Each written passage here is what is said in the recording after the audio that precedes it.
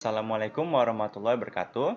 Pada video kali ini kita akan membedah statistik untuk artikel yang judulnya Pengaruh Self-Image Congruence terhadap Brand Association, Perceived Quality, Brand Trust, dan Brand Loyalty pada milenial di Indonesia.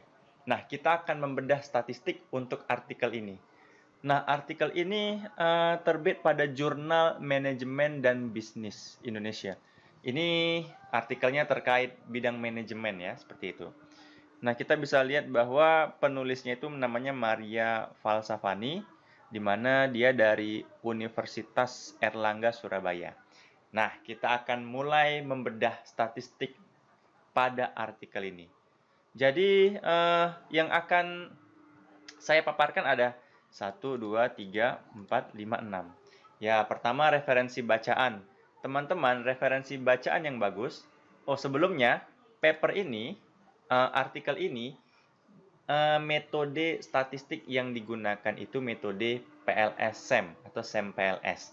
Softwarenya menggunakan Smart PLS. Jadi, nanti akan kita praktekkan bagaimana cara mengolah data khusus untuk artikel ini. Datanya sudah saya karang sendiri, seperti itu dia. Nah, jadi pertama bahan bacaan yang bagus ya. Bahan bacaan yang bagus menurut saya itu, nah ini dia. Bukunya itu ditulis oleh Joseph F. Hare dan rekan. Nah, buku ini sangat bagus membahas tentang metode PLSM. Dalam banget, teman-teman bisa baca buku ini. Itu ya, baca bukunya. Kemudian, oke, kita langsung aja ke papernya. Nah, ini ada di halaman 6. Kita coba lihat di halaman 6 dari artikel tersebut. Halaman 6, nah ini halaman 6. Nah, seperti inilah model penelitian yang diajukan dalam artikel ini. Kita bisa lihat di sini ada 5 variabel laten. Pertama ada self-image congruence, yang pertama variabel latennya. Yang kedua brand association, perceived quality, brand trust, sama brand loyal. Nah, masing-masing variabel laten itu memiliki indikator. Contoh, pada variabel laten self-image congruent, dia memiliki 4 indikator. SIC1, SIC2, sampai SIC4. Nah, itu ya. Kemudian pada brand association, pada variabel laten brand association, itu memiliki 5 indikator, BA1 sampai BA5. Kemudian pada perceived quality itu ada indikator, dan seterusnya. Jadi masing-masing variabel laten itu memiliki indikator, atau biasa tuh item pertanyaan. Nah, kemudian dari sini, hipotesis yang diajukan itu ada pada halaman 4. Kita cek pada halaman 4 terlebih dahulu. Jadi kita bisa lihat di sini ada 7 hipotesis yang beliau ajukan. Yang pertama, terdapat pengaruh positif self-image kongruen terhadap brand association. Jadi kalau kita lihat gambarnya ini dia. Terdapat pengaruh positif self-image kongruen terhadap brand association. Kemudian terdapat pengaruh positif self-image kongruen terhadap brand loyal. Terdapat pengaruh positif self-image terhadap perceived quality, dan terdapat pengaruh positif self-image kongruen terhadap brand trust. Ini dia. Kemudian 5, 6, 7-nya bisa kita lihat, terdapat pengaruh positif brand association terhadap brand loyal, terdapat pengaruh positif perceived quality terhadap brand loyal, dan terdapat pengaruh positif brand trust terhadap brand loyal. Nah, jadi total keseluruhan yang beliau ajukan itu ada 7 hipotesis. Nah, kalau kita lihat responden yang beliau teliti itu ada 100 responden. Kita bisa lihat dari abstraknya di sini. Dia bilang data dikumpulkan melalui kuesioner yang akan disebarkan secara online terhadap 100 responden. Nah, 100 responden untuk pengolahan data menggunakan SEM PLS. Nah, seperti itu. Nah, sekarang kita langsung melihat hasilnya. Apa sih hasil yang diperoleh? Nah, kita bisa melihat ternyata hasil pada artikel tersebut, kita lihat di sini, nah ini dia. Ternyata self-image kongruen itu berpengaruh signifikan terhadap brand association. Itu dia. Jadi kita bisa lihat kemudian self-image kongruen berpengaruh signifikan terhadap perceived quality, kemudian self-image congruent berpengaruh signifikan terhadap brand trust, kemudian self-image congruent berpengaruh signifikan terhadap brand loyalty, tapi di sini brand association tidak berpengaruh signifikan terhadap brand loyalty. Perceived quality tidak berpengaruh signifikan. Nah, ada yang berpengaruh signifikan, ada yang enggak. Nah, gimana sih cara melihat pengaruhnya signifikan atau enggak? Contoh nih, kita mau membedah beberapa aja. Kenapa dikatakan signifikan, kenapa tidak? Sebenarnya di artikel itu sudah dibahas ya, ini dia. Tapi ini dia. Saya akan mengambil contoh satu. Di sini mengatakan bahwa self SIC lah, self image congruent itu berpengaruh signifikan terhadap brand association. Nah, dari mana kita tahu pengaruhnya signifikan atau enggak? Kita bisa melihat nilai statistik T atau bahasa Inggris T statistik. Oke, coba kita lihat nilai T statistik SIC ke brand association. Kita lihat pada papernya di atas ini. Nah, T-nya itu ada di bagian kelewatan. Kita lihat di sini. Nah, ini dia. Kita lihat di sini nilai T-nya 15,003. Jadi nilai statistik T, SIC berpengaruh signifikan terhadap brand association, ini dia. Kita bisa melihat nilai statistik T, SIC terhadap BA, brand association, itu nilainya adalah 15,003. Ini dia. 15,003. Kemudian dibandingkan dengan nilai kritis T atau bahasa lainnya T-table. Biasanya menggunakan nilai kritis T itu 1,96. Nah, di sini diketahui nilai statistik T atau T statistik adalah 15,003 di atas 1,96. Karena nilai T statistik atau nilai statistik T lebih besar daripada nilai kritis T atau T-table, maka kesimpulannya SIC itu berpengaruh signifikan. Terhadap siapa? Terhadap brand association. Nah, itu dia. Paham ya kenapa signifikan, kenapa enggak?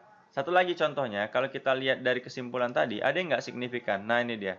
Kita bisa lihat di sini, ternyata ini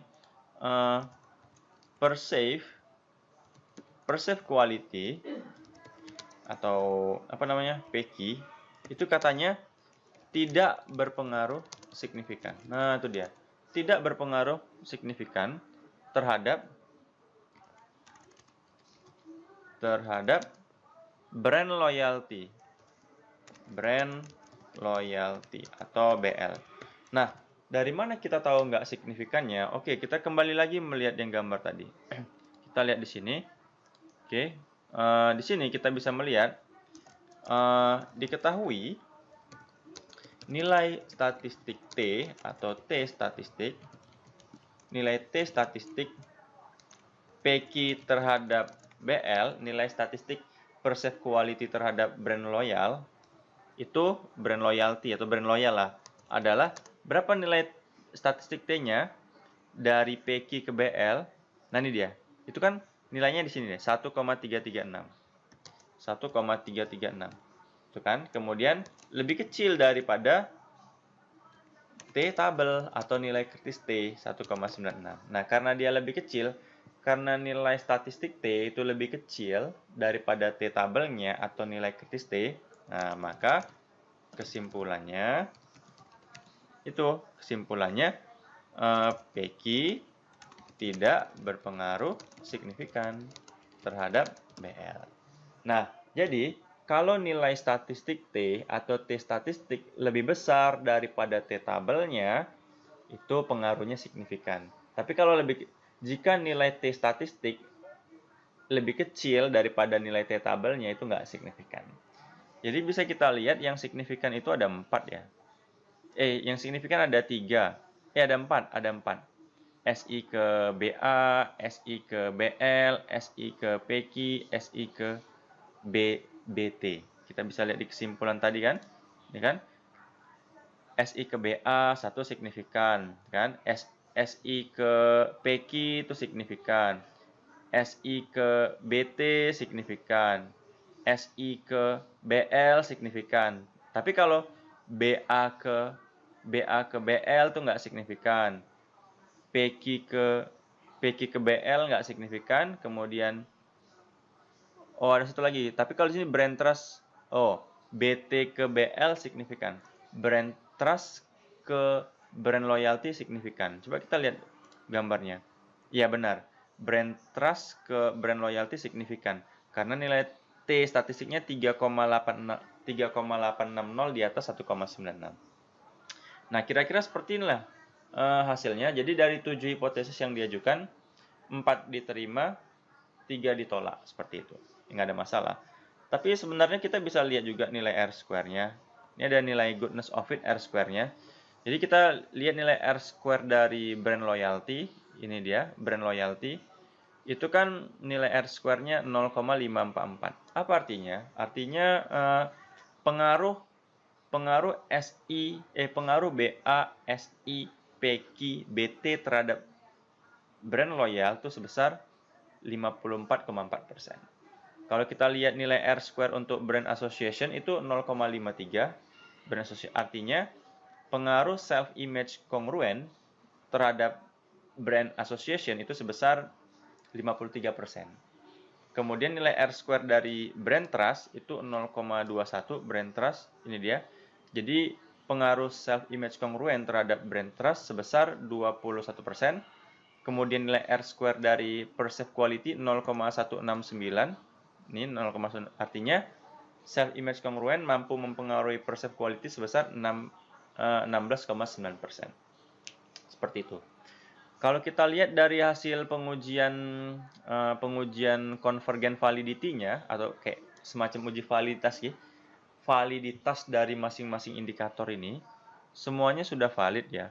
SIC1 valid, SIC2 valid, sampai BL5 valid. Kita bisa melihat dari mana kamu tahu validnya. Kita bisa melihat nilai loadingnya. Itu ada di sini. Nah, ini dia. Ini nilai loading ya.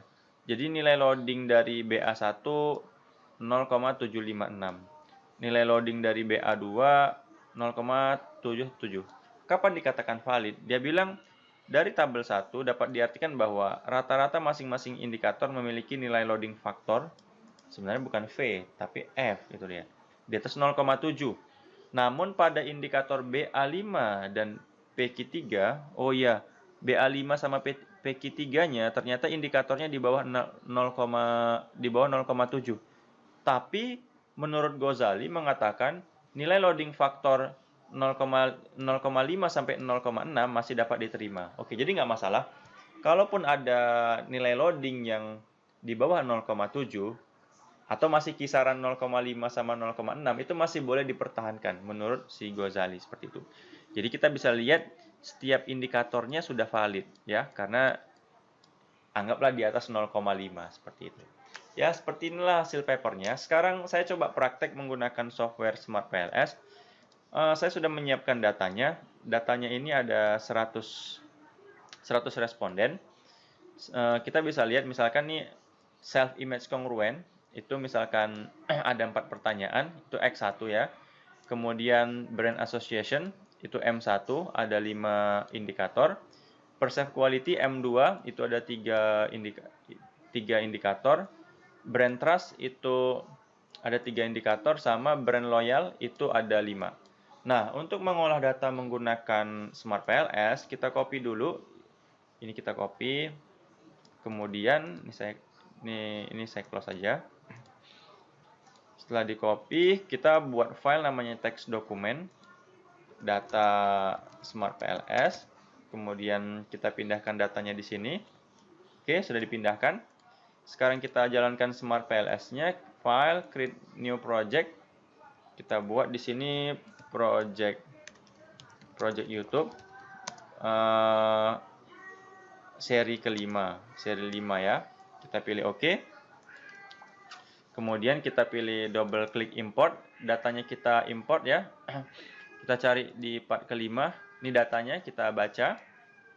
Apakah berhasil dibaca? Nah, datanya sudah berhasil diimport ya. Kemudian kita mulai gambar modelnya.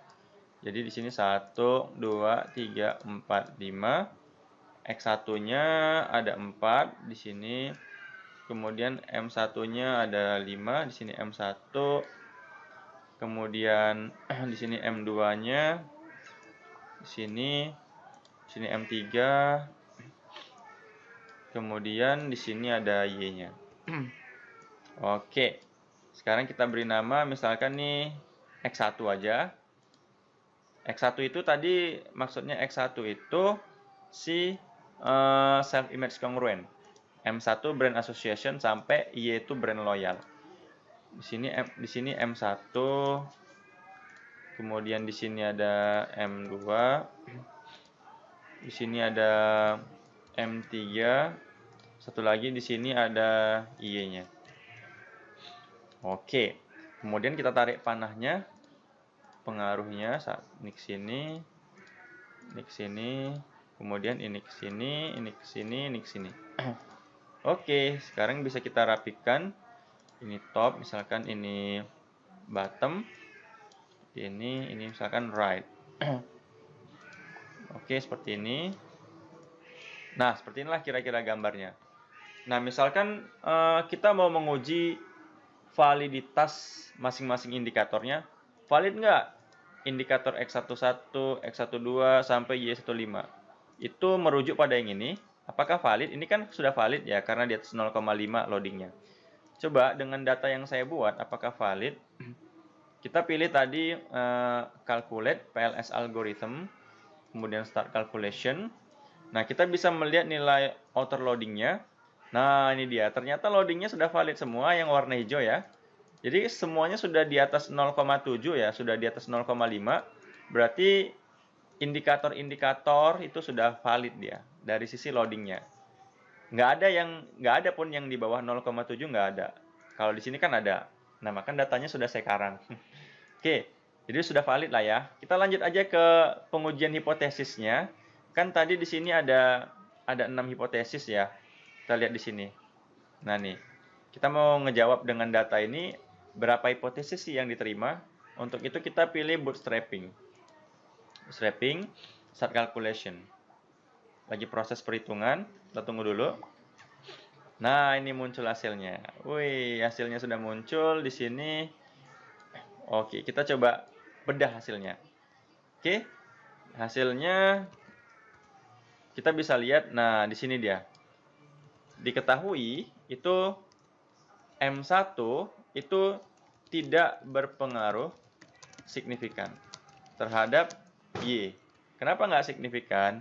Kita bisa lihat nilai statistiknya. Karena nilai T statistik atau nilai statistik T itu kan nilainya 1,948. Masih di bawah 1,96. Itu dia. Atau bisa juga kita menggunakan pendekatan p-value, atau karena p-value-nya itu kan 0,052 masih lebih besar daripada 0,05. Nah, itu dia. Jadi M1 tidak berpengaruh signifikan terhadap Y, karena T statistiknya lebih kecil daripada T tabel. Itu dia. Atau p-value-nya 0,052 di atas 0,05. Nah, itu dia.